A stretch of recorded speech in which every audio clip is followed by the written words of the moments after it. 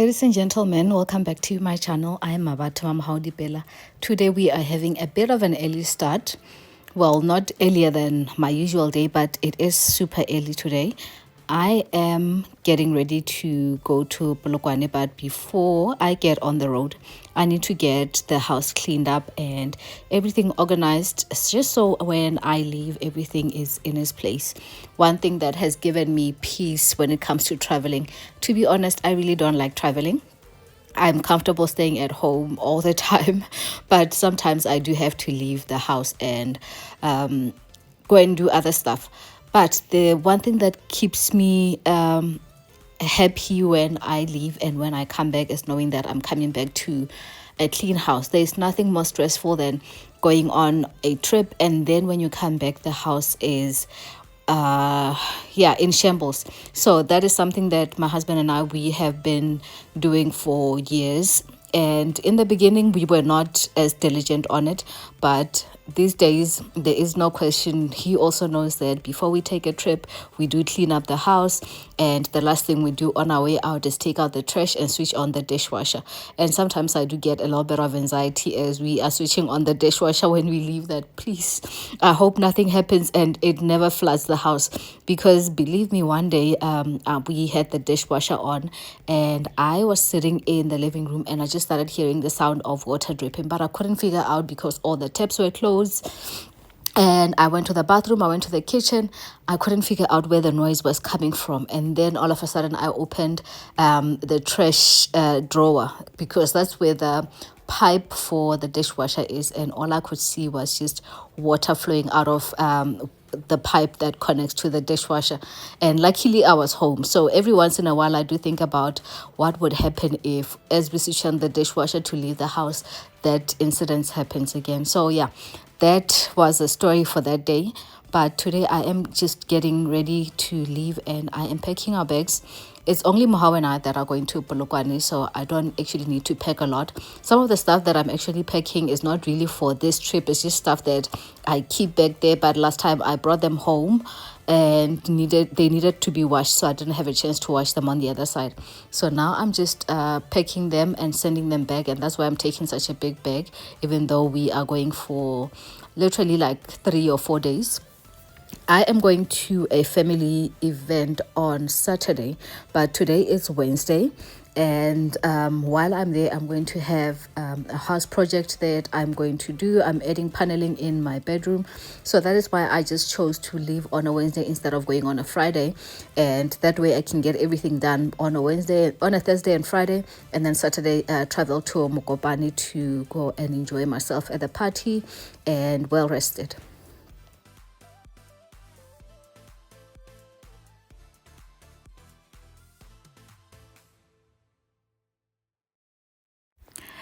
One thing that I want to talk about is this Begezela mentality. What is the Begezela mentality? For those of you who are not South African, are not popular with the phrase. So basically the Begezela mentality is one of the most common phrase that I think mostly Zulu people use, but now it has become just a South African thing where everybody's just begezeling, and basically you're just taking everything in the marriage as your personal responsibility as a woman.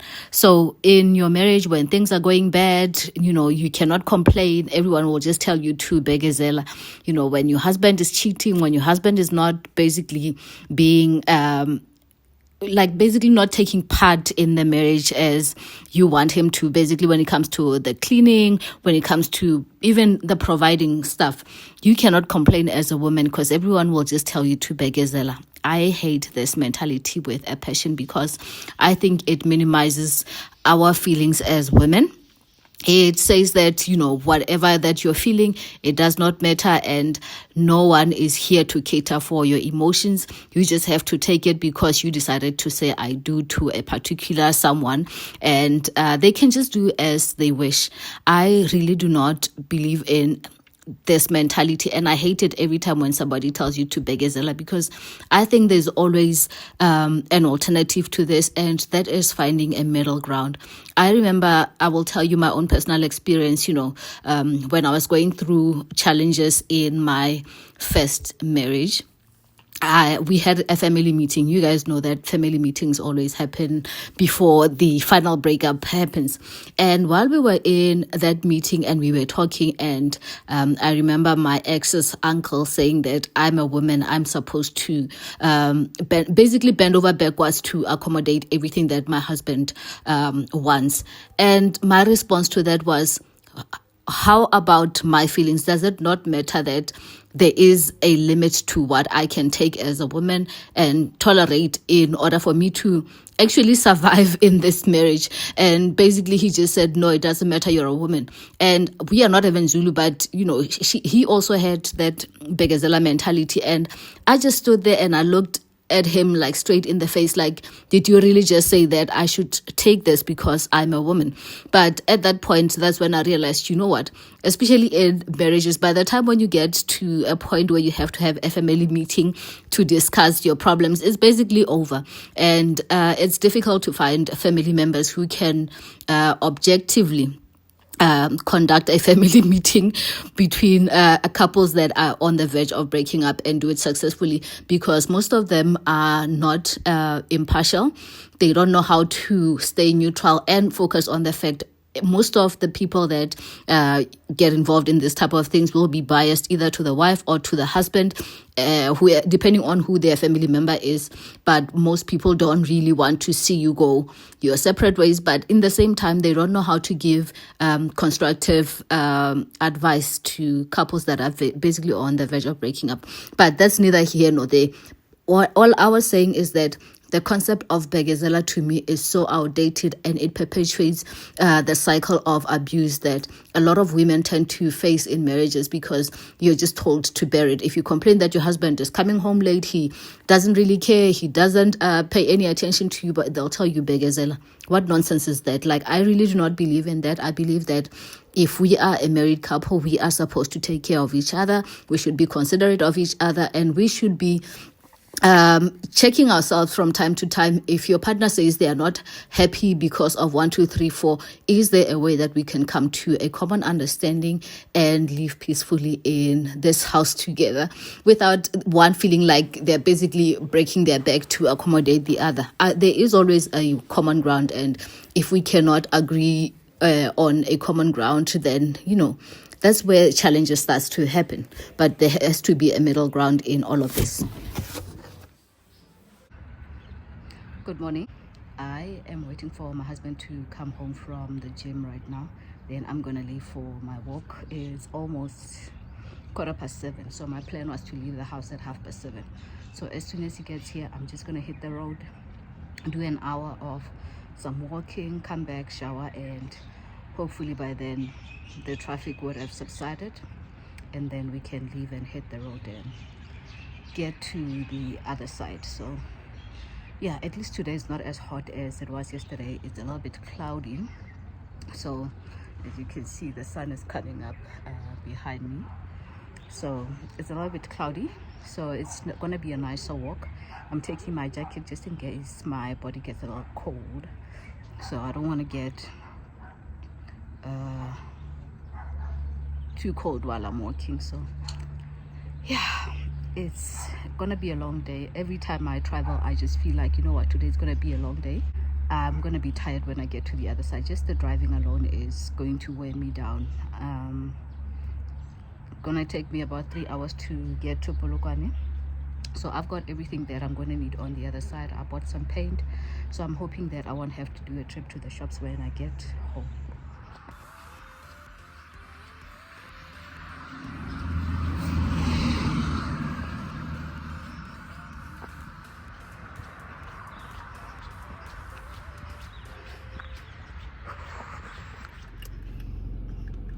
So I'm back with my friend over here.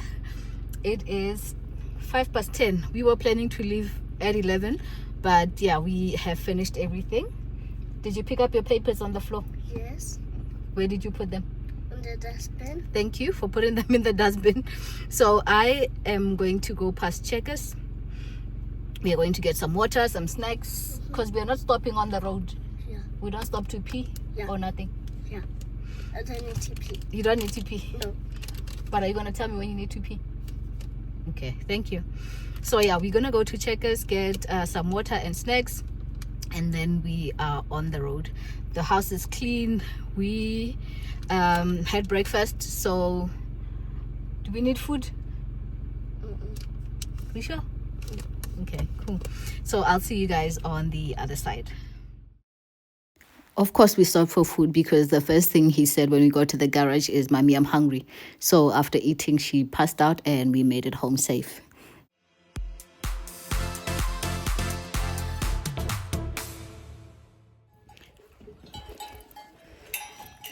Hello, so we have made it back home. I came in, had some coffee.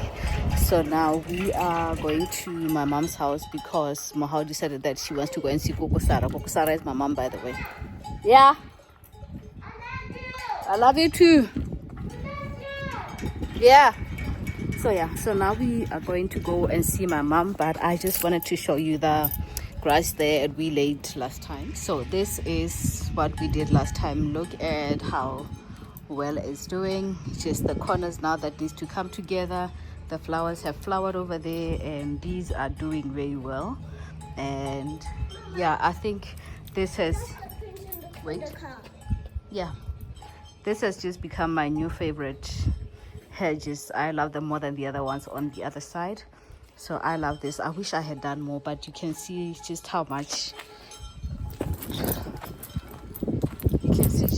of the ground is getting covered now. So I think maybe I might get just a couple more to add up and fill up this whole space. I don't know.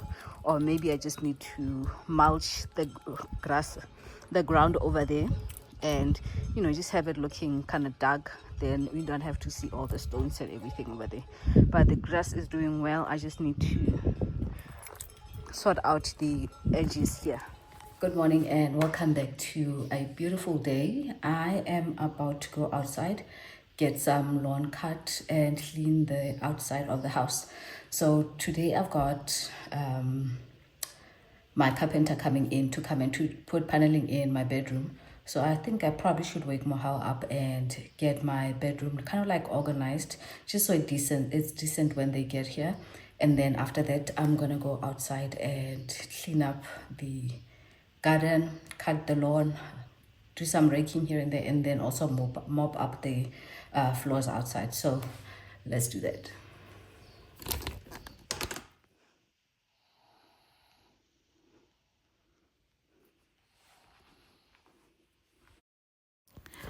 Another concept that I think has been abused is this concept of tukotiza.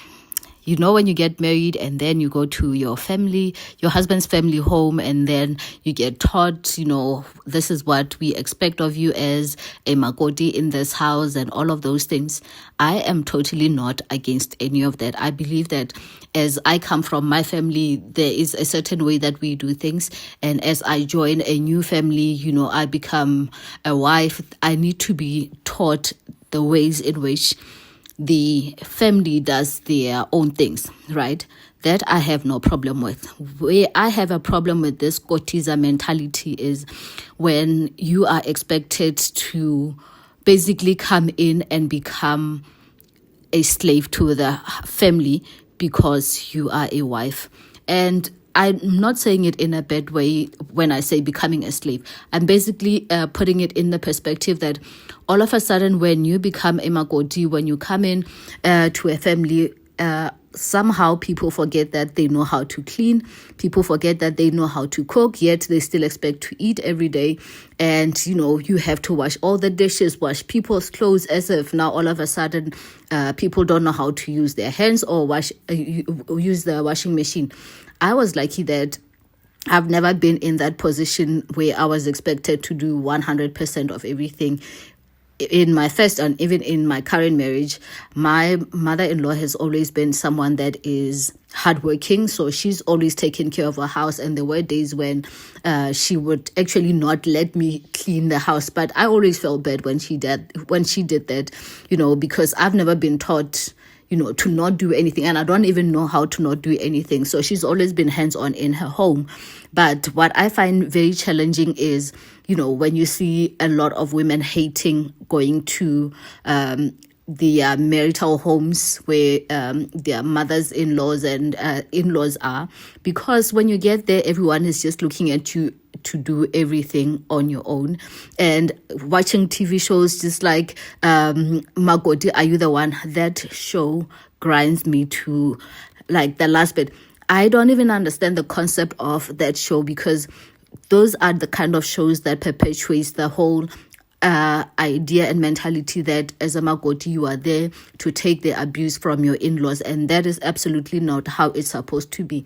Having your son marry somebody else's daughter, it should be a blessing to your family and also to your son's life. And when you start treating somebody else's child like now, they have just become something on, they're not even human, because you are just expecting them to pump out all of this work like they don't have any feelings. To me, that is the most inconsiderate thing anyone can ever do to a person. And I just hate it. Like when people tell you, no, go and go teaser, like, what is that? What is that? When you marry into a family, you are supposed to become a child in that family. And you should not be being like, what do you call it? I don't want to say segregated or something like that, where you are put apart as, no, you are the Magoti, and now all of a sudden, because you're a Magoti, you are responsible for even the most stupid thing. Like, when I tell you that I used to watch that show and ask myself, like, do people actually think that this is a normal thing, whereas a mother-in-law, you can torture somebody else's child like that under the concept of training them to be a Magoti? That is not what it's supposed to be. As a mother-in-law, you're supposed to teach me how to take care of the home and those type of things. And I don't really see the point of tukotiza. And I feel like when I come into a family, me and my sisters-in-law, we should be sisters, the same way that when they join somebody else's family, they want to be treated with respect. That is how it should be. But when I come in here and I start getting treated like I'm a slave, and just because I'm a Magoti, I hate that. And that is why even the name Magoti, I don't like it when people call me Magoti. I started hating it in my first marriage, because it wasn't my mother-in-law or the immediate family that used to use that term, but it was the neighbors and the friends that whenever they used that term Magoti, I knew some kind of abuse was going to come out. Either they were going to complain about the language that I was using, because I was married to a guy that was using a different language to what I was using. So they had expectations of what language I was supposed to speak. Why is my husband speaking to me in Sotho? And I just didn't understand, because my mother-in-law understood Sotho and my husband knew how to speak Sotho. So why was I expected to speak in a different language just because they were there? If I was in a place where I can speak their language, yes, I could. I understood what they were saying, but I could not speak their language. So there was a middle ground for me and the immediate family that we had. But the extended family, every time they would come in, it would just be an annoyance to me, and I just kept to myself because I just didn't see the point. And on top of that, when they started calling me Magoti, that would annoy me the most, because it would be like, yeah, but you are supposed to do this. And I'm like, just because I'm a Magoti doesn't mean that I wake up the next day and I know a different language and know how to speak it. I don't know how you guys feel about this, but I would love to know how you feel about the whole concept of tukotiza. Have you been somebody that has been able to integrate nicely into the family without feeling like, as a Magoti, you have been expected to take over all of their responsibilities, taking care of other people's kids just because you're a Magoti, as you have seen on that show on TV and those type of things. So please do share in the comments on how you feel about the whole concept of tukotiza. One thing that I do not understand is the whole concept of happy wife, happy life. Where it started, I don't know, and I don't even care. But for me, it is almost the opposite of the Begezela thing, because to me, I feel like it invalidates men's feelings. If you as a husband, you are expected to ensure that your wife is happy all the time, or the purpose of the marital home or the marriage is to make sure that your wife is happy and then otherwise no one is happy. If the wife is not happy, it's just nonsense to me. I believe that everyone is responsible for their own happiness. And to be honest, happiness is it's a very short-lived feeling. It can be changed by like even the slightest thing. If you seek joy, that is where the ultimate feeling is for me. I want to be at a place where I am joyful, even when I cannot be happy at that moment. I want to have joy within. The fact that I have to hold my husband ransom to him feeling like if there is no happy wife, there won't be a happy life for him. I don't even want to be part of that way of thinking. It feels to me like we don't care about men's feelings. We don't even think that they are emotional beings, and no one cares about whether they are happy or not.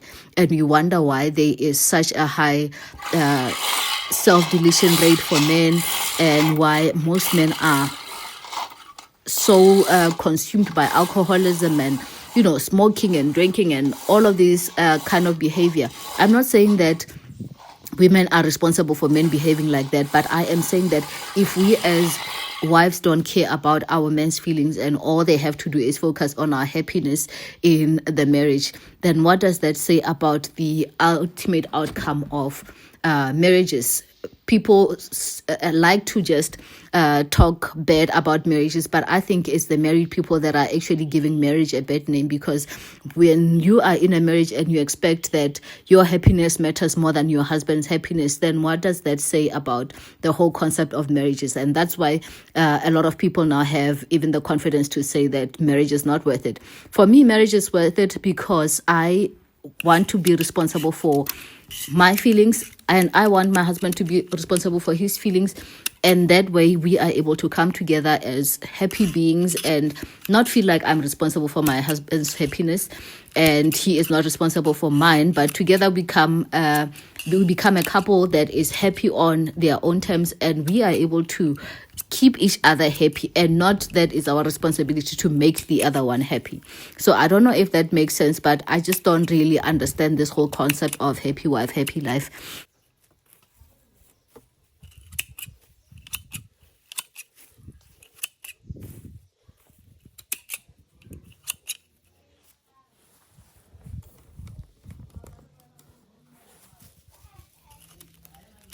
For those of you who have been asking about me and my infamous lawn machine, you can see that we are making some progress, and I am starting to feel more comfortable with it. And I think because last time the grass wasn't that even, that's why it kept on getting stuck. I wasn't really doing anything wrong, but now it's getting easier and easier to use. And for the edges, I just got some grass shears. I don't really have the budget for an electric trimmer or something like that, but in the meantime that does the job, because really it's not a big space that needs to be cut and trimmed. And I am really honestly enjoying doing this the way that I'm doing now. But if it ever gets to a point where I feel like I cannot handle the manual trimming, I will definitely get myself an electric trimmer and get this done quicker. But I'm really happy with the progress of the grass. I really didn't expect it to be as green as it was. I just thought, you know what, maybe it might be one of those where it takes a little bit of time, because this patch of grass didn't have as much soil underneath like the previous one that I laid on the other side. So I thought maybe it was going to struggle a bit more before it started getting green. But hey, I'm surprised, pleasantly surprised, I must say. And especially for a 3-week progress, this to me looks very good. So I'm looking forward to seeing how it's going to look maybe in 2 months time, because the other one already is past, I think, 2 months now, and it's looking so good. So I hope this one also in 2 months time will be like fully done, and it will look so much better, and we can get into doing the paving. Next time I want to get started on the paving, but it's going to be a hard work. I don't know if I should just get people to do it, but I was looking forward to trying it out. But when I think about how heavy the paver stones that I want to use are, I think it's not going to be a smart idea for me to do all of this by myself.